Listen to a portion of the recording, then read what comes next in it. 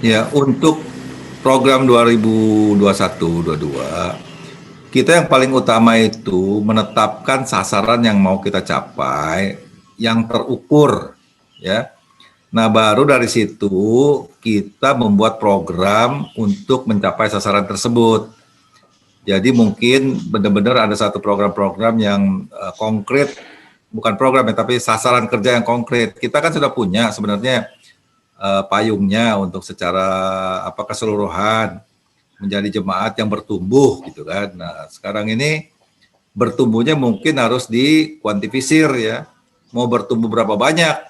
Nah, dari situ baru kita bikin program bagaimana caranya ya.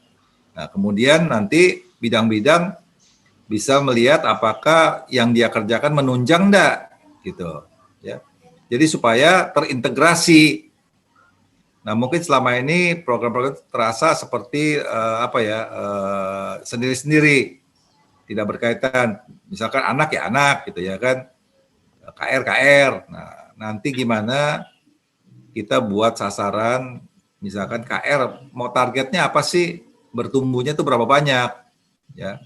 Jadi supaya kita semua itu bertumbuh secara bersama-sama. Nah, menurut saya ini program yang mau dibikin itu menunjang target yang mau kita capai. Jadi bukan kita membuat program kemudian anggaran, ya kan? Nah, program mungkin jalan, anggaran nggak ada masalah, tapi mungkin hasilnya nggak ada, ya. Nah, kan kita juga menyadari gedung gereja yang baru ini kapasitasnya berlipat ganda, gitu. Jadi artinya bagaimana kita bisa memanfaatkan gedung gereja dengan fasilitas yang jauh lebih baik itu untuk menjangkau ya baik internal maupun eksternal.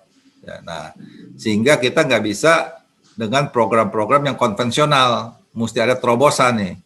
Ya, jadi program-program misalkan persekutuan-persekutuan itu bagaimana isinya itu bisa yang lebih relevan dengan kehidupan sehari-hari. Ya, jadi kita tidak hanya bicara soal masalah-masalah yang Alkitab gitu ya, tapi Alkitab yang aplikatif gitu ya kan. Nah, jadi dengan demikian pada waktu kita mencari pembicara, kita juga harus memikirkan apakah pembicara yang kita undang ini memang tepat untuk topik-topik yang kita berikan. Nah, konsekuensinya ya menurut saya tahun depan ini kita jangan terlalu terikat oleh tema yang diberikan oleh sinode, ya kan, karena pergumulannya beda, ya. Mungkin kita ikuti sebulan sekali dari sana, tapi selebihnya kita benar-benar mengacu kepada target yang mau dicapai. Nah, nanti Ibu tolong dilihat dari bidang-bidang komisi-komisi, ya kan, itu apakah sasarannya udah nyambung enggak gitu loh. Nah, nanti kita membantu ya. Jadi nggak jalan sendiri-sendiri ya, benar-benar bisa terintegrasi, termonitor dan disupport gitu ya. Sehingga nggak terasa masing-masing berjalan sendiri-sendiri atau masing-masing merasa nggak dibantu ya. Kira-kira itu yang saya harapkan kita bisa kerjakan di tahun ke depan lah ya, mulai 2021 dengan tanggung jawab sudah diberikan gedung gereja yang baru ini ya. Nah, jadi mengenai apapun juga yang kita lakukan, fokus kita adalah bagaimana kita mencapai target yang sudah kita tetapkan secara bersama-sama nih, ya kan? Nah, menurut saya kalau kita bisa kerjakan itu, maka hasilnya akan baik. Kedua, ya, melayani. Nah, kita ini juga harus menyadari bahwa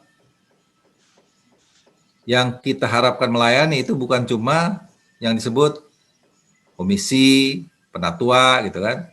Tapi kita akan mengajak sebanyak-banyaknya jemaat untuk ikut melayani. Nah, seperti apa? Nah, itu yang jadi bahan pemikiran kita, bagaimana mengajak. Nah, yang ketiga ini mungkin Ibu bisa bantu ya, itu mencari model.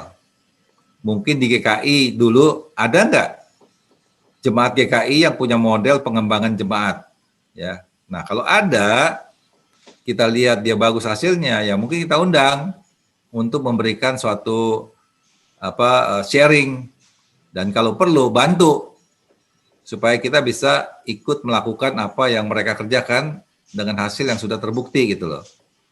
Tentu saja memang tidak bisa di-copy 100% karena mungkin kapasitas SDM yang berbeda, ya kan, lingkungan yang berbeda, tetapi paling tidak kita bisa tahu kunci keberhasilannya ada di mana gitu, ya. Jadi setelah itu kalau jadi PMJ kita itu harus melakukan evaluasi dari tiap bulannya itu pada target yang dicapai itu, ya. Jadi kalau kita bikin kegiatan kita tanya, ini untuk mencapai target yang apa gitu loh, ya. Kalau enggak kita cuma ada program, tapi ya hasilnya nggak kelihatan gitu ya. Nah, tentu saja yang kita mau atau yang bisa diukur kan yang kuantifisir. Nah, tetapi yang kualitatif ini tentunya lebih susah diukur, tetapi harus diupayakan. Ya, nah, pengukurannya menurut saya adalah membuat program-program yang kita yakini kalau ini jalan terjadi pertumbuhan secara kualitatif. Ya. Nah, itu kita ini kan beberapa tahun sudah menjalankan yang namanya SAS ya, yang menurut saya banyak pesertanya. Nah, dengan pandemi ini sebenarnya mencari pembicaranya lebih gampang ya, karena pakai Zoom ini. Ya. Jadi ini di bagian pembinaan nanti coba dipikirkan lagi ya kan program SAS ini. Ya, karena itu salah satu keunggulan yang pernah kita lakukan dan pesertanya cukup banyak saya lihat ya.